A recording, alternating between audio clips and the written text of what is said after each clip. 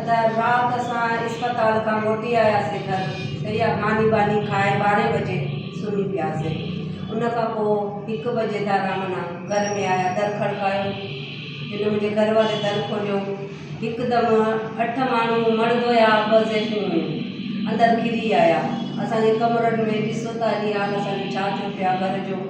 वरी ॿारनि खे पटणु सटणु उथारणु, माना मूंखे छोकिरे खे छोकिरी खे उथारे इहे ॿाहुनि खां गीले करे ॿार गीले विया घिटीअ में रोड ते। पोइ गाॾीअ में विहारियो अथनि, गाॾीअ में पोइ अध में मूंखे अस्पताल खां लाहे छॾियो अथनि। अधा राति असां अस्पताल खां मोटी आयासीं। पुलिस असांजे घर में घिरी आई ॾाढाई करे। उन्हनि असांखे उथारियो कयो, चिक ताण कई, माना ज़ोरे ज़बरदस्ती असांखे ॿाहिरि घिरे विया। गाॾियुनि में विहारियो अथनि ऐं कार में विहारे मूंखे अध में लाहे छॾियो अथनि। छोकिरी ऐं छोकिरे खे मुंहिंजी खे खणी विया आहिनि। असांजी अपील आहे DIG खे, DSP खे, DIG खे असांजी अपील आहे असांजो इंसाफ़ कयो वञे।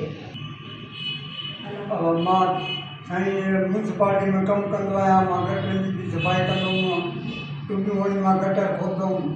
हे मां दवा खे पियो आहे मुंहिंजे निकिरनि खे, मुंहिंजी धीउ खे, मुंहिंजे पुट खे खणी आया आहिनि।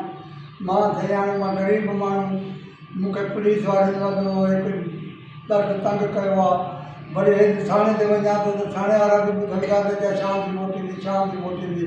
सवेर खां वठी राति खां वठी 1 बजे तक कोई बि न आहे जो मां घर में थियो आहे। मां हाणे पियो मां हाणे अब असांजी अपील आहे गवर्नमेंट एसएचओ खे बि अपील आहे जो असांजी मदद करे।